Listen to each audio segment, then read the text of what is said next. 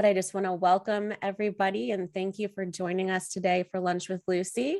My name is Kate Remillard. I'm on the marketing team at VHT Studios, and I'll be your MC today. We have an amazing guest, but before we get started, just need to mention that we do have everybody muted. So if you have a question for our guest, just add it to the Q&A box and we'll get to that as we go. And at the end, we'll also have some time at the end to announce the 5 winners of the free lunch provided by VHT Studios. So you must be present to win, so stick around. And now I'm happy to introduce our host, Lucy Edwards.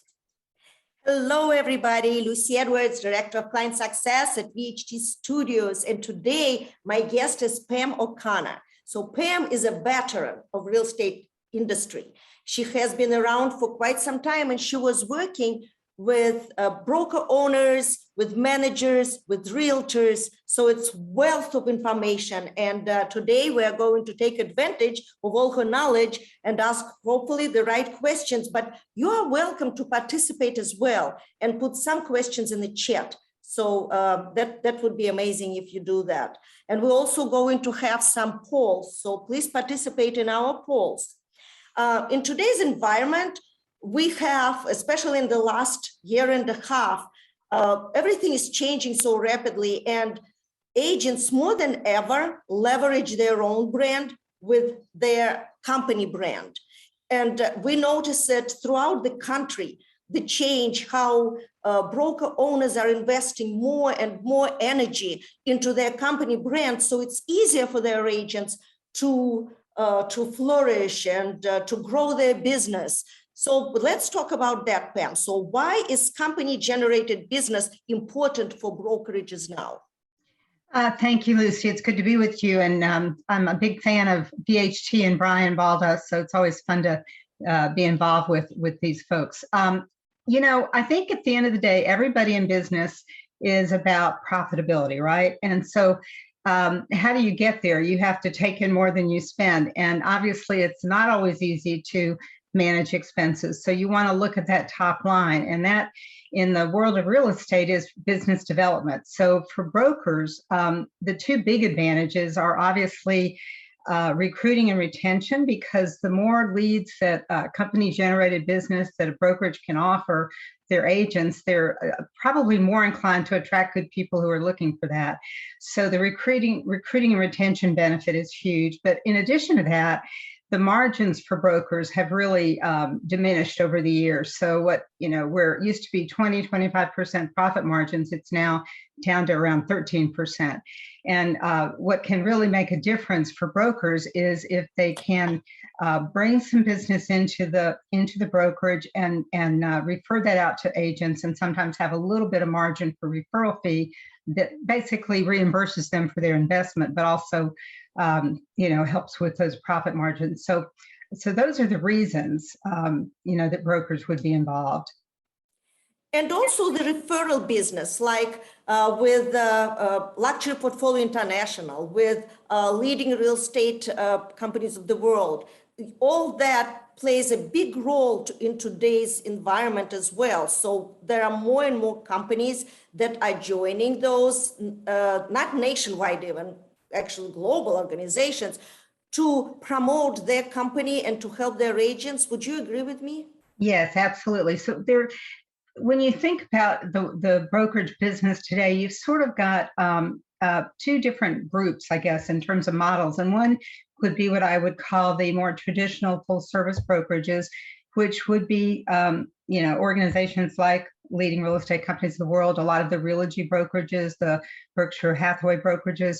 And then you've got a lot of others that are more limited services brokerages. And the difference being really their compensation models. So a lot of what I'll talk about in terms of business development is on the more traditional side, because their model allows them to invest in some of these company generating business enterprises, whereas a brokerage who's running a company that doesn't have that might rely more on the agents to do it because those agents are earning higher splits. So just that for background. But most companies that do really go after business development in a really formal way on the brokerage side have what I call business development departments. They in the past were called relocation departments, and some still are, but they kind of focus on areas where they become the marketing end of things, to go after business that generates a lot of leads into their brokerages for their agents. And there are probably really three major areas. Then one is what you mentioned, broker to broker referral business,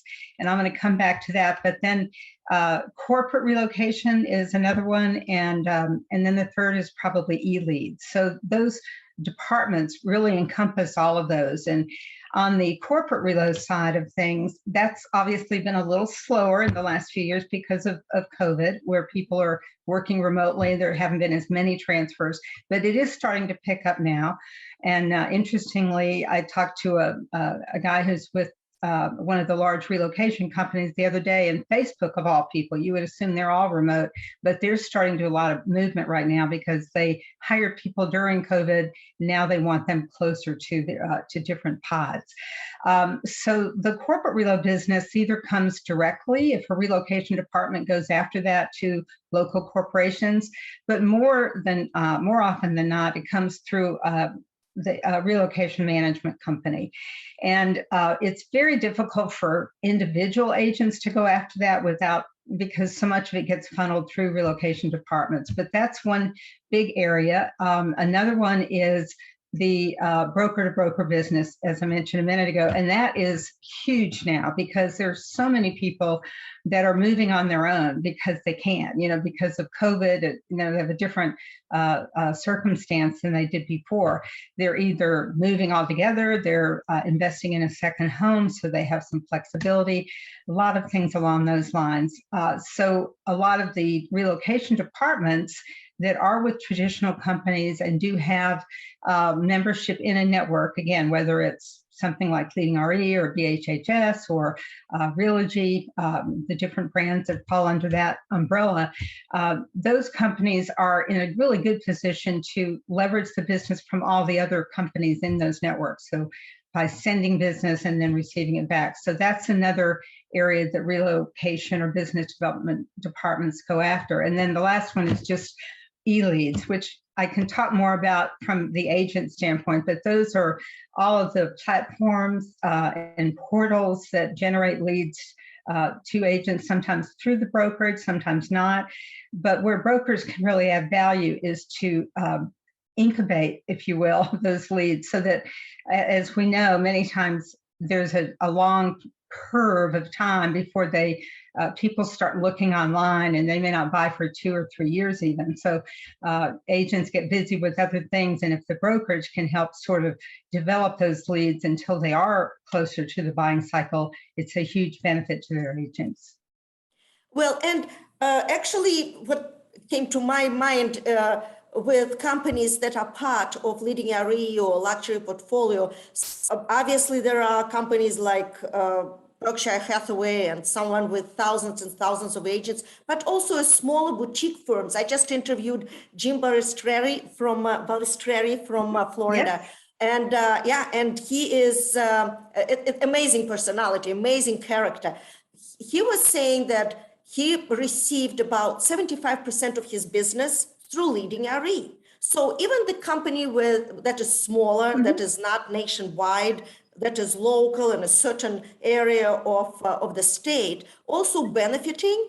And if you are using your programs right, if you are investing in understanding what is offered, I think you can take advantage of it and really make it happen. And you don't have to be a multi-thousand agent company. Yeah, and you are so right, Lucy. And I obviously have a lot of experience with that network because I spent many years there. But we had a lot of what I would call mid-size or smaller firms, a lot of companies under 100 agents or under 300 or 400 agents, along with the large ones. And some of the best performing companies in the whole relocation space were those smaller firms because they knew all of their agents. They knew which ones would be the right fit for certain clients coming in, and they put a lot of effort into putting business into the system so that others wanted to reciprocate.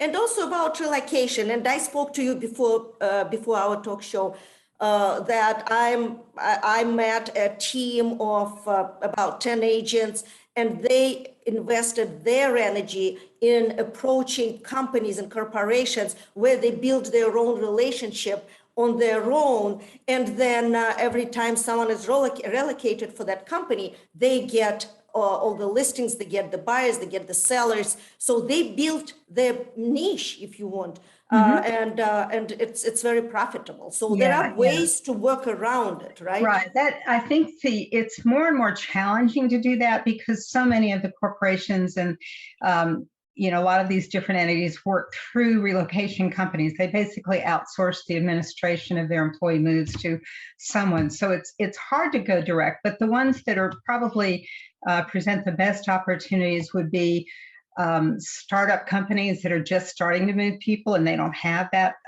management company in place yet. And you're right, if a brokerage of any size or an agent do a really good job in getting in on the ground floor, then many times even when they go to a relocation company, they say, I want to use that person. So there are opportunities. Another area would be sort of professional firms. They often get overlooked, CPA firms, law firms, hospitals, universities. So there are opportunities for people to go after that direct business, but it's just more difficult to go after the GMs and some of the large corporations because more often than not they have a company. And in that case, if you're with a brokerage that has a relocation department, you want to work through them because they're actually trying to get business from the relocation companies. And so there is a way to get it, but it's just a little more convoluted. Just more complicated, right? And I believe that referrals, they don't have to be company to company. I think if you spread the word and you are participating in different webinars and you are meeting people online, different agents throughout the country, you have your own CRM and you have your own library of great agents that you can build your relationship and work your networking group that way. Yeah, no, you're right.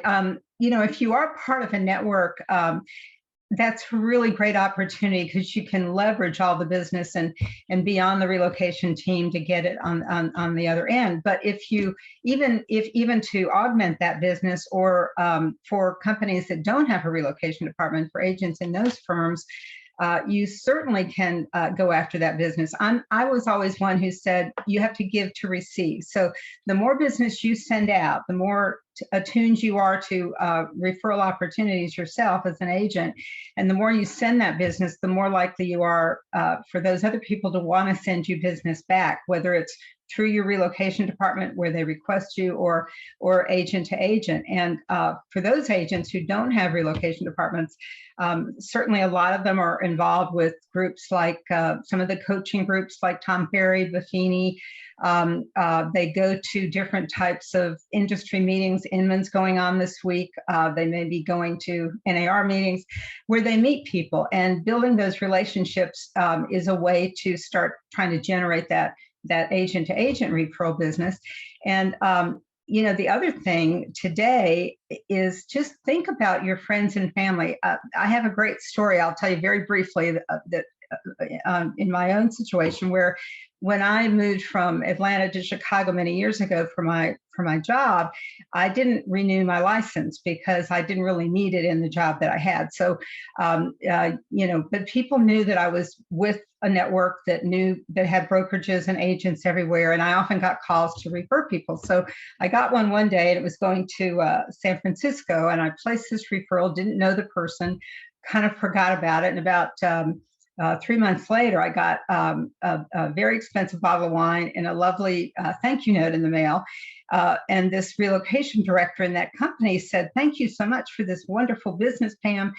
It's the highest sale year to date in San Francisco." It was a $32 million sale with a $100,000 referral fee.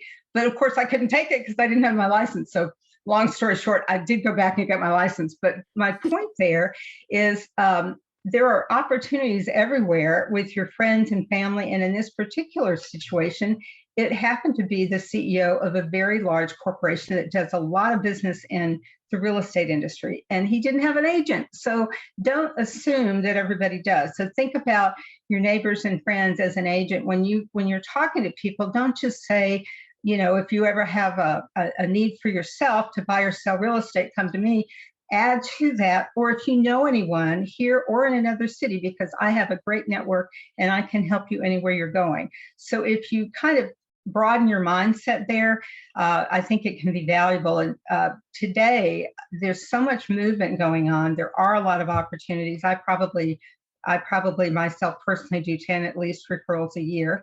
And the interesting thing, you know, that sort of adds to that is some of the studies. I think CoreLogic just came out with one that talks about the inbound markets versus the outbound markets. And if you, as I am in Sarasota, Florida, there's a lot of inbound business. If you can track in studies like that, the movers also do these very often, where people are coming from, then think about who you know, what real estate companies or agents you know in those markets, and really target them, because there's probably a flow of business that could be coming your way. No, absolutely. As a matter of fact, I just a couple of weeks ago, I interviewed one agent here in Florida. He's in Boca Raton, and he was saying that he was going to New York City and meeting every agent, stopping by, it's a network, and stopping by at every desk and chatting. And now it's coming back to him 1 million times more, because he already introduced himself as a great agent in Florida. So all New York business is coming his way. So he was so thankful that he invested his time and his efforts in flying to New York once a month and reminding about himself in person. But that was before COVID. But now, ever since COVID, everyone remembered him because he was there every other month. So the marketing piece, you know, marketing yourself and your brand is obviously important. The biggest part of this is to do a great job, which sounds so basic, but if you, no matter what the source, if you get a piece of business from either another agent or a relocation department or a corporation or whoever, if you build a reputation as being a go-to person who really does a great job, you'll get more business. It sounds so basic, but it's true. So. Absolutely. I would like to also touch base, because I thought it was a very interesting topic for our audience, online lead platforms. And you had great information on that. So if we can jump into it. So, you know, well, let me back up first and just say that in the relocation business, there are some challenges. It's good for agents to know this, and I'll lead into why e-leads, I think, can be a lucrative source of business today. But in the relocation world, you've got issues that there are less buyers, more renters in corporate relocation than there used to be. There are issues with conflicting referrals that you might get. There are high referral fees sometimes. So there are challenges with that business. But when you look at the e-lead business, that's bigger than ever, because more and more consumers go online, and whether it's to Zillow or to one of the platforms that I'm about to mention. And this is an area that sometimes these firms work through brokerages, and sometimes they go directly to agents. So there are opportunities for both. But what I'm talking about are, you know, some of the platforms. I'll just list some of them, like OpCity, UpNest, 55 Place is another one, Rocket Homes, Ojo. And I ran across through a friend, an agent. I think he's a Berkshire Hathaway agent. His name is Jimmy Burgess. So I'm just going to share this little tip for everybody who wants to learn more about this. And Jimmy does a series of podcasts. So if you go to YouTube and just Google his name, Jimmy Burgess, Burgess, and put in online lead platforms, he actually goes through the different platforms and describes which ones tend to work through brokers, which ones go direct to agents, what the pros and cons of each one might be. And what these companies are doing is basically what I mentioned a few minutes ago about brokerage companies. They are incubating these leads. So they're, they're using their staff to get them to the point where they are more buyer ready, and so that an agent doesn't have to do that. And yes, you do pay a referral fee for them, but by the time you get them there, they tend to be better quality than you might get on some of the portals, which come to you earlier in that cycle and need a lot of TLC before they are ready to buy. So anyway, if people are interested in going after that business, I know some of my relocation director friends tell me that they're seeing more business from some of these platforms than they're getting from the corporate relocation sector nowadays. So it's more retail business in the sense of individuals moving rather than through corporations. Thank you so much. Also, we had a comment from Elizabeth Fuller. The flaw in this is that we cannot do this today. We cannot even cold call in this state. Let's get out of the past and get the reality. So I think what you just mentioned, it's really related to the current situation and to today's situation. And if you can just spend a minute or two on iBuyer leads. Yeah. So, again, there are varying levels of participation that individual agents or brokerages can have with the iBuyer space. But, and it's still a relatively small percentage of the total, even though it gets a lot of, airtime on industry media. But there are, if you have a seller who is interested in that model, it probably makes some sense depending on the circumstances and the price point and your location, because iBuyers tend to buy homogenous kinds of homes that are easy to price, stock floor plans, not the real high-end homes. So, and they tend to go to certain markets where there are more of those. So if you're in a market where you have a seller that might be interested in that, sometimes it makes sense to bring them into the mix and give them an idea of here's what you can get here, but you're probably going to pay a premium for that. But you get a lot of convenience. You just turn it over and you don't have to go through listing your home, or give them, the other circumstance. And in this kind of a market where homes are selling quickly and there's low inventory, I think you can make a better argument for working directly with you. But I think the best person who really tracks iBuyers and the trends and what's happening in that space is a guy named Mike Del Prete that some people are familiar with. And Mike has a website. I think it's Mike, Mike DP, D as in dog, P as in Peter.com. And he does all sorts of trend studies, white papers for free on what's happening in a lot of areas of real estate, but he really specializes in iBuyers. So I would suggest people go on and learn more about that and see what are the opportunities. Sometimes, even though they have their own agents, there may be times when you could work with them, and so it's good to understand the different ones. We're talking, of course, like Open Door, OfferPad. Zillow does iBuying, but they have just recently come out with a notification that they're not buying homes, I think, through the end of the year. So that one may not be as active right now.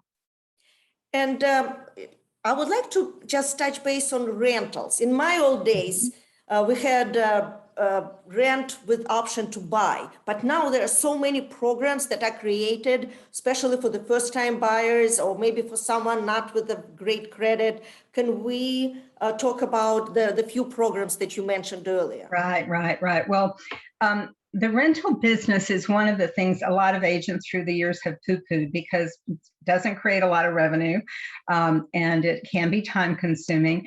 But I would really say to anybody today, you need to change your mindset, because on the corporate relocation side, it used to be 60-40 homeowners to renters. It's the flip of that today. So that's one point. We're seeing this phenomenon that just kind of amazes me, but where you're seeing build to rent, you're seeing entire single family and apartment complexes being developed that are strictly to rent to people, not to sell. And because so many millennials, who are just such a huge part of the population, may not yet be in a position to buy, they are going to rent. So if you as an agent understand that you've got to invest some time in that, understanding the inventory, understanding some of these new types of communities, that build to rent communities that are out there, and what the the resources are for rentals. And if you spend the time with those people to not only help them find a rental, but to educate them on the gap between where they might be in their financial situation and the ability to buy, because rates are so low, it's still a great bargain to buy, but a lot of people really don't understand that. So if you as an agent help them find a rental, educate them, and then third, most important thing, stay in touch with them over the life of their lease. There's just a huge benefit there, because who are they going to go to? You're going to be their expert in real estate. The other phenomenon that's out there right now that I think is also very interesting is the rent to buy space. So there are a couple of companies that have been around in that for a little while. One is Divvy Homes. Some people may be familiar with. One is called Home Partners of America. I think divvyhomes.com, homepartners.com. And but there's a new one that I'm really interested in, because number one, I know the guy who's one of the partners in it. He used to run Houlihan Lawrence, one of the leading RE members up in Westchester County, New York. And they are called Halo. Their website is haloprograms.com, I believe it is. And they are all about increasing the level of home ownership with their models. So basically what happens is they identify people who would today be renters but want to buy a home, and they sort of pre-qualify them and see what their potential might be. Maybe today they can't buy, but they might be in a position because of a job or whatever where they could be in a few years. And what they do is once they've qualified that person, they tell them, go out and find a house you would like to buy today. And then if both the home and that individual meet their qualifications, this company, Halo, buys the home, rents it back to that person. And in that period of the lease, they collect rent, but it's market level rent, so that there is still money left over for the individual to save for the down payment. And they really educate that person, helping them with their credit score and everything they need to be able to buy. So their goal is to turn that person into a buyer in a few years. So as an agent, you need to understand that is an option out there. The other companies I mentioned do that as well. And it could be that you can work with somebody who maybe today would only be a renter, but could actually be a buyer through this kind of a model. And if you work with each one of these companies, you can understand how you can make a commission in doing all of that. So that's another relatively new phenomenon that people should be aware of. No, that is absolutely great. That's exactly what I think we need, is something new directions for agents to explore. And if you don't mind, if you can please repeat the website. So Kate, yeah, sure. One is, let's see, it's Halo Program, HALO program.com. Divvy Homes, D as in dog, IVV like Victor, Y, DIVVY homes.com. And the third one is homepartners.com, I believe. And there may be others, but those are probably the three I'm most familiar with. Thank you. And also, you were talking about the YouTube of the gentleman who is actually educating other agents. He is an agent, but he's sharing his information and his knowledge.